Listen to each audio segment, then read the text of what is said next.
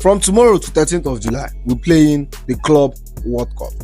Obviously, the Club World Cup used to be the championship from each continent, and I think teams from Europe or a team from Europe, the team that won the Champions League, usually joins in the semi-final after other teams are played.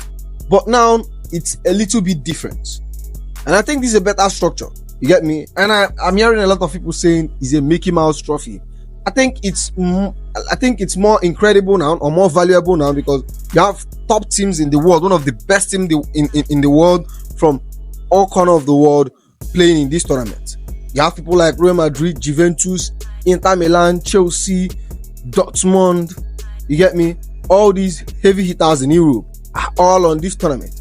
And you can mention teams like from Africa, like Al Hilal. Did I pronounce it right? There is an Al Hilal from Saudi Arabia. They equally came. You can mention all these teams from Africa. You can go to Brazil, Flamengo, all these teams. You go to US, you have teams like Inter Miami who are equally playing in this competition. And obviously our team is competing, and I will be giving you my review on this tournament. Obviously, when matches start playing, we'll play our first match, the Los Angeles Angels. I'll give you my preview, but this is my preview for the tournament. Obviously, I'm a little bit late, but it's better late than never. In this video, I'll be giving you my perfect 11. I'll be discussing our chances. I'll be discussing whether I feel like we have done enough to compete or win this tournament. We'll be discussing about it. But before we get into all that, let's discuss about the call-up list. You know, if you were in the internet for like 2-3 days ago, a lot of madness was going on, especially for the call-up list. A lot of players missed out. But let's look at the players that made it. Some players that I'm excited, and some I'm not. If you look at the call-up list now, you see someone like Andre Santos, the players that a lot of Chelsea fans has been dying to see play. Someone like me, I have been waiting for him to play, especially since his wonderful a year and 6 months he had at Strasbourg. I've been waiting for him to play at Chelsea. I think he's more of a proven player. It's an opportunity for us to see what he can do for us. And you see players like Dario Esugwe, player I was excited to see, because I think he's a very good player as well. And you see players like Memodusa, who I don't really know nothing about, new signing from Strasbourg, they're joining in. Someone like Anselmino, I don't know, I haven't seen him play. I don't know, is this an opportunity for us to see him play? And Liam Delap, our latest new signing, is equally in the squad. Now, if you look at players missing, there are players that a lot of people are not surprised. Players like Sterling, Disasi, Joao Felix.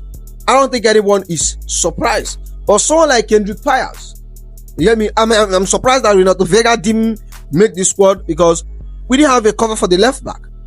Someone like Kendrick Pyers, I think there were rumors that he was going to play. I think during the ending of the season, a lot of talks were like, yeah, he's going to join the team for the Club World Cup and he's going to head to Strasbourg on loan. But one thing lead to another. A lot of news like he was devastated.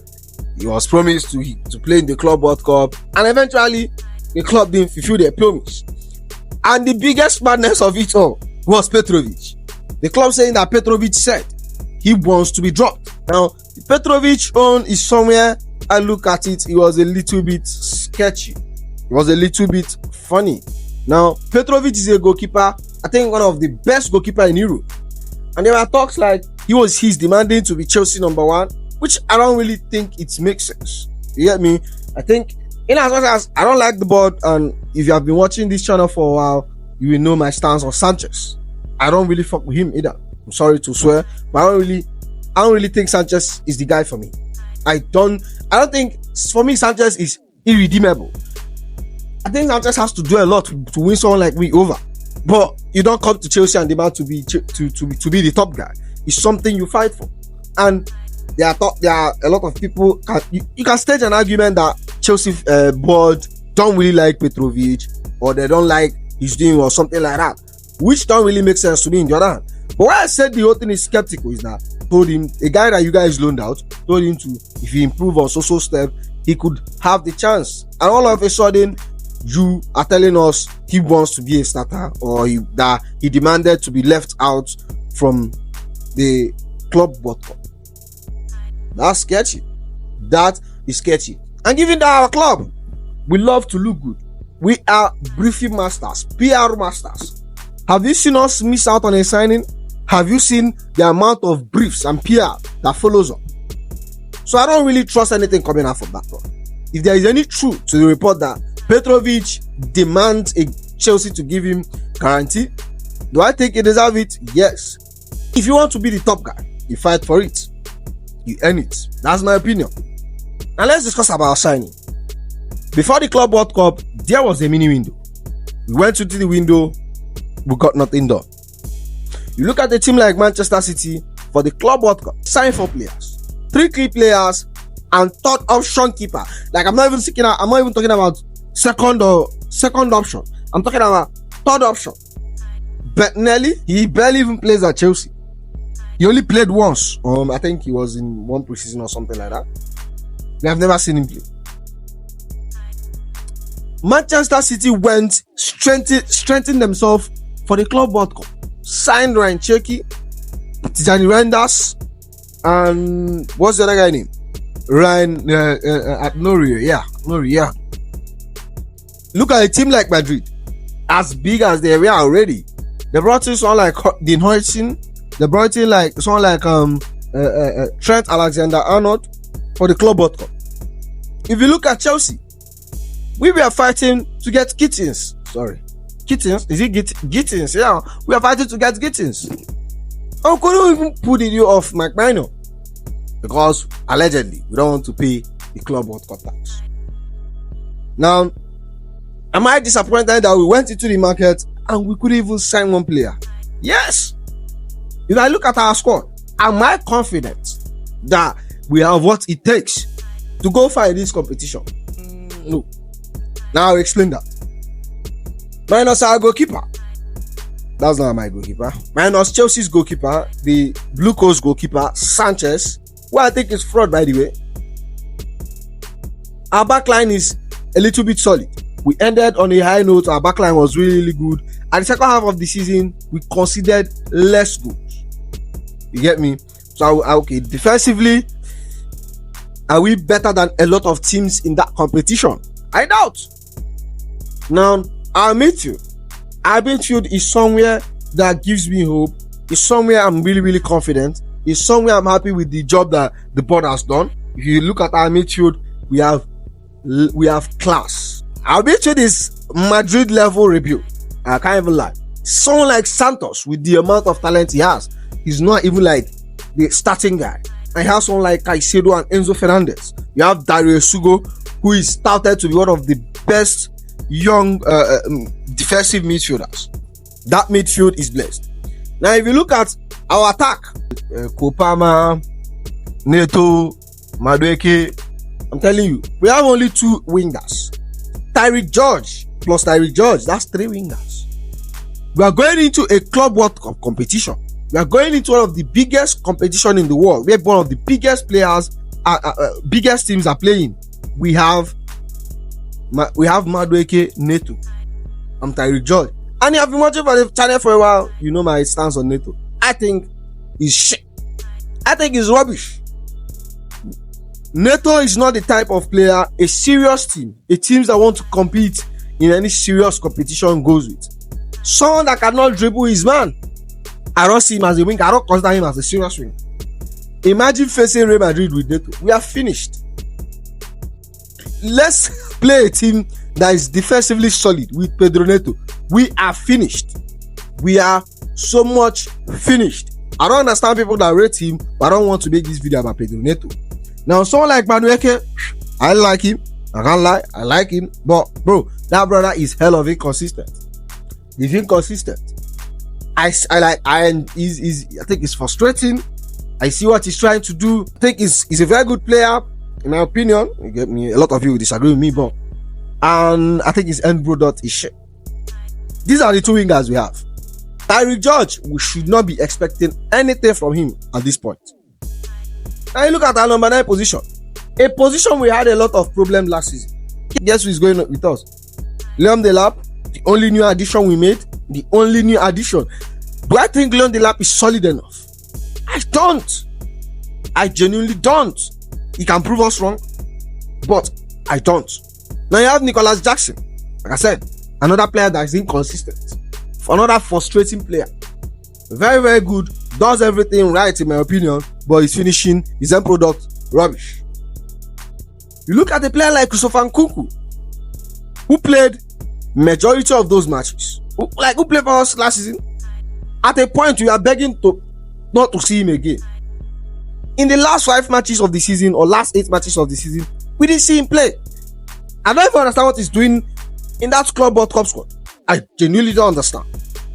He's someone like Nkunku, who everyone knows, who someone like Fabrizio have said that this guy is leaving, he's making the squad. Why is someone like Petrovic not making the squad? And that's why I say the whole Petrovic issue looked sketchy. In terms of squad, do I think we are the favorite to win it? No. Do I think we did enough squad planning to even compete, to go far in this tournament? No. Am I feeling confident that we are going to do it? I genuinely believe we can win all our group stage matches. If we look at our group stage, we have someone like Flamengo, Los Angeles Angels, and I can't pronounce that name. Yeah, those 4 teams. You get me? We could qualify from the group stage, but after that, I don't know what else that is going. I don't know what happens from there. After that, I just don't know what happens from there. And I want us to go far in this competition. And obviously, I'll be watching some matches. From tomorrow, we'll be starting. I think I'll be covering I'll cover a few matches. Yeah, I'll be following the Club World Cup back to back. So make sure you are following the channel, subscribe, like the video. Now I'll give you my perfect 11 for the tournament. Obviously, the transfer window is opening on Monday, and I don't think we'll be making any addition to our first match, but I think we might sign players before we get deep in the tournament. You understand me? My sign players before we get deep in the tournament. So I'll give you my perfect 11 for the game, and then I think by tomorrow I'm going to be dropping the Chelsea versus LAFC match preview. You get me? On the screen right now is my strongest 11 for the game. Our strongest 11 for the Chelsea game.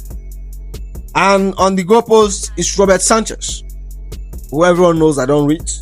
My 2 centre back, I think I would have had Chalobah or Tosin, anyone, but I had Tosin and Cowell. Cowell, like in my opinion, was solid. Cowell was solid at the end of the season. I think Cowell has the talent, or he can hit the level of becoming one of the best defenders in England, yeah, the Premier League as a whole. Because there are times of Liverpool wanting to sign him. Brighton actually made a very, very big set,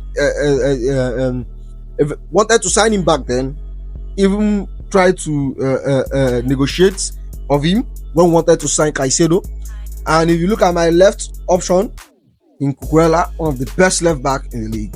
I don't care what anyone is saying, but in my opinion, he's the best left back in the league.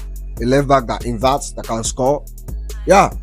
Right wing side, James. So I think with this back line, we are solid. But there is a one Judas amongst us. You know the Judas. I'm not talking.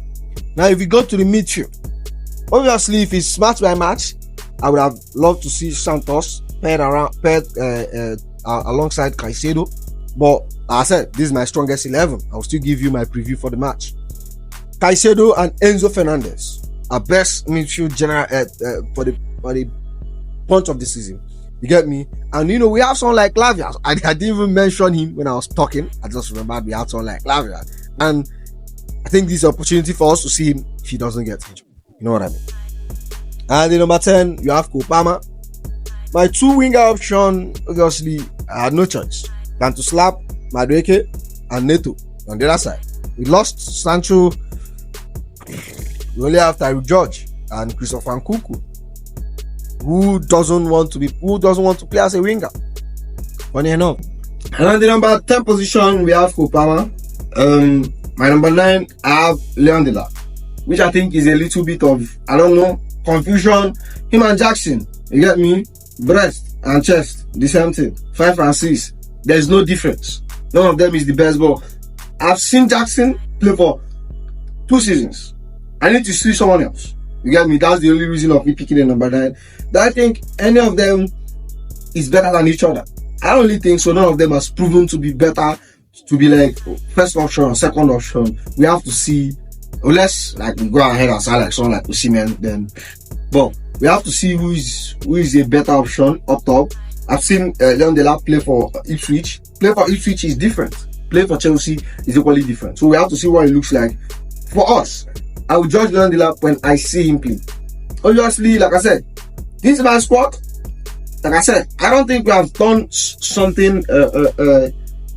We have made signing. I don't think we entered this tournament strong enough. If you watch our wingers, we barely have no wingers. We returned Sancho to Manchester United because we couldn't agree on salary, so he's not playing, and we don't have no wingers. We couldn't complete Jamie Gittins. You couldn't complete Mike Manuel. These two signings would have at least, it's not like they are not needle. Mike Manuel is a needle mover, world class goalkeeper. But Gittins, on the other hand, his talent and a lot of doubts and whether he will fit or so. Like having that option is something. Players like Mudryk still nowhere to be found. We haven't heard anything about his issue. Like it's almost clocking almost a year now. We haven't heard anything about Mudryk. So this is my squad, and obviously I think very soon, maybe tomorrow, I'll be dropping my match preview for the Chelsea versus Los Angeles Angels. You get me? So make sure you like, comment, and subscribe, and I'll see you in the next one. You get it?